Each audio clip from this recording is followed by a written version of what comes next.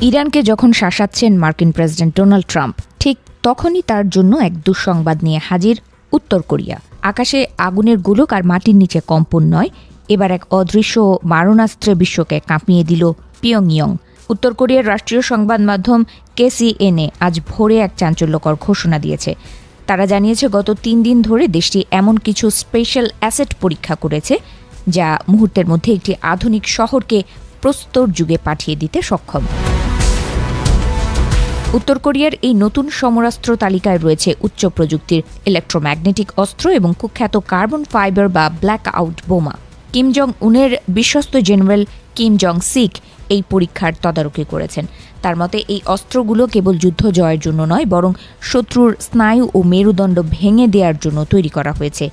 বিশেষজ্ঞদের মতে black out বোমা সরাসরি মানুষের প্রাণ না নিলেও একটি দেশের অর্থনীতি ও সামরিক শক্তিকে পঙ্গু করে দেয়।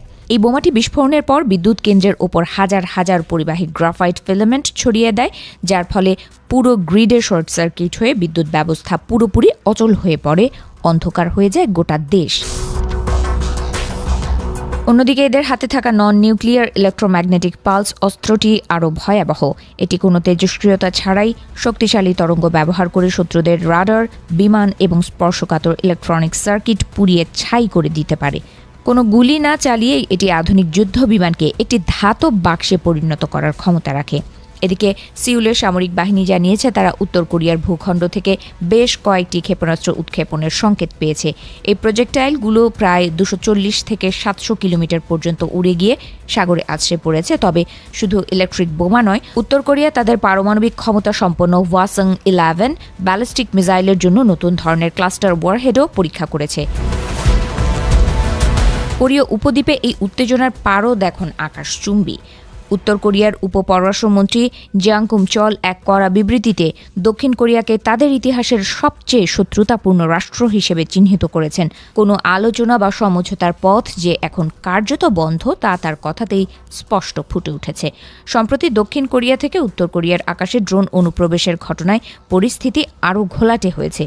যদিও সিউল একে একটি বেসরকারি উদ্যোগ বলে ক্ষমা চেয়েছেন এবং এর সাথে জড়িত এক গোয়েন্দা কর্মকর্তা ও এক সামরিক কর্মকর্তাকে গ্রেফতার করা হয়েছে, তবুও পিয়ংইয়ং বিষয়টিকে আমেরিকার সন্ত্রাসবাদ ও আগ্রাসন হিসেবেই দেখছে। কিম জং উন গত মাসেই হুঙ্কার দিয়ে বলেছিলেন, আমেরিকার আগ্রাসন ঠেকাতে উত্তর কোরিয়ার পারমাণবিক সক্ষমতা একমাত্র রক্ষা কবচ।